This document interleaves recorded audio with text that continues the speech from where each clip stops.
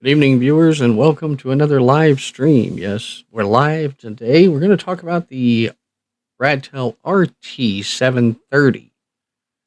Now, you go onto the channel, you can see on the YouTube channel, you can see where we did the power test earlier and recorded that video and put it up separately. So we're not going to do the power test, but we are going to talk about the power on it and everything else. But let's take a look first. Of course, you can see this is a well-built radio. It's got a good size. It's a good feel in the hand, too. Really a good feel. I like it, but it's got some problems. I like Radtel radios, but they are hit or miss, And I guess that's the same with anything. But lately we've been pulling a couple of duds there on here. Now, I'm sure that's, just one of those things that happens from time to time that you get a couple of get a dud here or a dud there. I'm trying to remember how to remove the battery on this one. I know you have to push up on the pin, but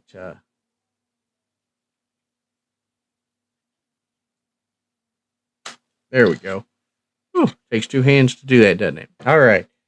So this one comes with a 2500 milliamp hour battery.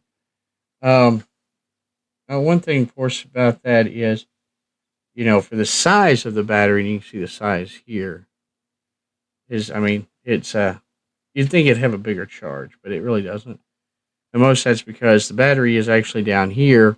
Oops, sorry, you have them off cam. It's down here, whereas the rest is just casing. It is said to be waterproof, and you can see there's a seal right there. So this is supposed to be IP67 rated. And, of course, there's a screw door here to seal it up with as well. Now, the only thing that makes me worry about it being waterproof is, of course, here on the battery, you can see that there is no covering here for the USB, or for the USB-C charge.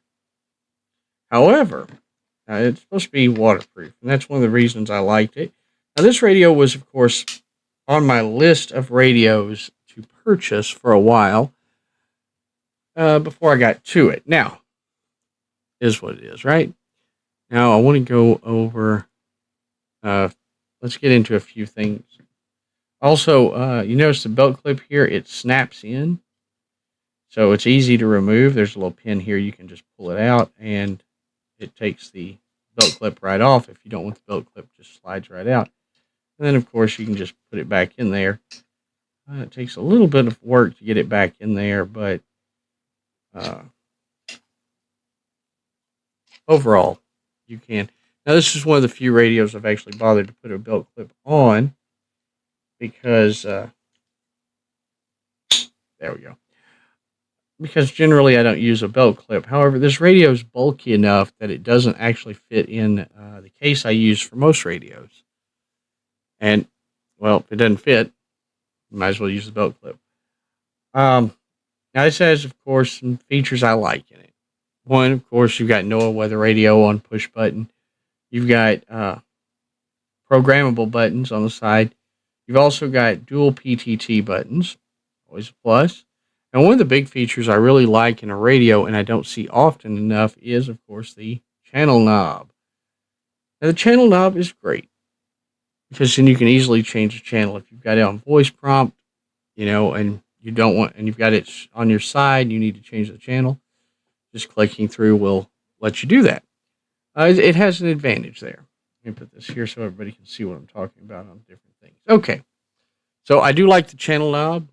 You can see I haven't taken the screen protector stuff off of it. I seldom ever take those off. I usually leave them there just to keep these screens from getting dirty while they're sitting around here. Okay. But this radio has a flaw, and we're going to get to that too. One of the things about this radio is that it is, of course, with Radtel radios, you can, of course, upgrade the firmware and update it and everything. However, updating the firmware on this one didn't solve the problem that I have, so I'm hoping that maybe they can provide a better firmware that will fix the problem. And we're going to hope that that's the case on this. Let me adjust this just a little bit here. For some reason, this is not where I had it earlier. Make that a little bit bigger for everybody. There we go. Okay. Anyway. Oh, there we are. Okay. So anyway. But the problem, of course, that we discussed in the other video is the power. Now, I tested the power output on this on many different frequencies, and it was an interesting set of results. This radio can be unlocked all the way down to 10 megahertz and up to 630 megahertz. Generally, you don't need a radio to be that way, and we're going to talk more about why you don't need radios like that in another stream. But you don't need it. First of all, it's not designed really to transmit on those bands. So even though you can unlock it and go down to CB bands, which are 27 megahertz, you're never going to use those bands because it's not designed to transmit on them. And you don't have an antenna for that. I mean, the antenna is not designed for that. So, it's not going to work. Now, can you, in theory, do it? Yes. And it does have a hell of a power output on those bands. I mean, if you have it unlocked and you were to try to power it, do a power test on it, you're getting 7-8 watts of power through at that time. But the problem is, of course, that's going to interfere with other things because it's not designed to operate on those frequencies. So no, I don't recommend unlocking it to those frequencies. You can lock it to down to the frequencies you need, and that's what I would recommend on that. Now, that's just one thing on there. The other thing on it is that when we talk about the power, is that it will transmit out. It's supposed to be 10 watts. Now, while it will transmit 7-8 watts at 27, somewhere in the 27 megahertz range, and if you were to go up to MRS, you could get between 7 and 9 watts easily on the MRS frequencies. Now, you're not going to use that kind of power on a MRS frequency because those are limited power frequencies. But here's the problem, is when you come up into the UHF spectrum, which is your 70 centimeter or your GMRS bands. And here's the problem with this radio and those frequencies. It does not put out any power. Puts out very little power. Before we had the power meter on, to test it, I had tested it just by seeing if I could ping the repeaters that were nearby. And I have a repeater very close to me. I mean, I'd say it's a mile away at most. And I couldn't get it. Could not get that repeater.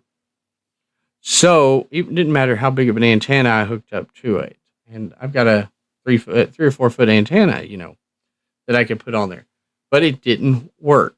So we hooked up to the power meter and we checked it out. And most of the time, and you'll see in the test video why with the dual PTT testing 2 frequencies, it can be a little bit of a headache because I had hit the wrong button and it showed, I had a better result than what I anticipated. But the reality is, once it's on the meter and you run the test, it only operates at about 0.7 watts on average. Sometimes 0.3 watts, sometimes 0.9, but generally about 0.7 watts. It's not 7 watts, that's 0.7 watts. 0.7 watts of energy coming out of this. It's less than an FRS walkie-talkie on the UHF bands. So, by the way, FRS frequencies are on the UHF. So if you were on a, say, FRS 1 or GMRS 1, you'd get less range out of this big radio than you would a little bitty walkie-talkie that you can buy bubble pack at the store. That's my big problem with it. It's got no power. Now, maybe they can fix that with a firmware update. And I don't know if other people have experienced that problem or not. Now, I did a lot of testing on this radio last night because I was laying around in bed and I got to thinking, what about that radio? What if I do this? What if I do that? Will it change it? So I went back and I copied all the frequencies out of it into Chirp so they were saved. So I'd have all my frequencies so I could just start over. and I did a full reinitialization, reset it, locked it down to certain frequencies, did a full test that way. Nothing changed. Tried updating the firmware, didn't change the power results at all. So it doesn't matter what I've done, it's just not working within those specs. And I don't know what where the problem really is. But if you have an idea on that, that's what the chat box is for, or the comment section. You can let me know on that. Now, another thing that I don't like on radios lately, and don't get me wrong, I like a radio like this because it's heavy, it's big, it's like a brick. I do like it, especially with the channel knob, and like I said earlier, channel knobs are great. But the directional pad here, you don't need this. You just need up and down. There's absolutely no functionality to left and right on here. None at all. But I see on a lot of radios they have those, and don't put it there because it's not needed, right? It's one of those things that's just not needed. Overall, it could be a good radio if the power worked the way it's supposed to.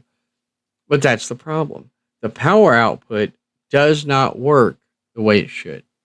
And if the power is not working the way it should, then it's not worth it. Now, this radio is expensive, too, compared to some other radios. This is one of the more expensive radios I've purchased. And that's why I waited so long, because I waited till it was on sale to get it. But retail, this one runs usually $50-$60. And at that price, you expect to get what you pay for with the power output and stuff. Now, I've paid a little money for some radios in my day, but the thing about it is that this here's rated to have a higher power output at 10 watts, and yet it puts out far less power than my 5-watt GMRS handheld. So, all in all, unless the power issue is addressed, and maybe it's just my unit. Maybe my unit's defective. We did get a defective unit recently on the 830, which, we messed with the menu for it with just a few minutes, and it went kaput. Now, maybe that's what it is. Maybe we've got a defective unit. Now, another issue on here that I don't really care for is that when you want to go between between channel mode and VFO, you'll push the button, and you have to push it twice to cycle over to VFO. It'll register that you pushed it, but it's just telling you channel mode. And then you'll have to push it again to get to VFO, which is a pain in the ass, if you ask me. Too many button pushes. Of course, it retains the AB button. I do enjoy that. And I do have radios where that's mixed with the menu or the exit button. And you can get used to it, but if you have a dedicated button for something, I think that's better than having multi-function buttons if you can avoid it. That's my thought on the radio in itself. Now, there is another Radtel I'm looking at right now that we may try to get to do a review on, but I'm looking at ones that fit what I would like in a radio, and of course, one of the big things I want is a channel knob. I like those. But y'all can let me know what you think. Do you prefer the channel knob, or do you prefer just being able changing the channel on the keypad? Personally, the channel knob seems to be more convenient to me.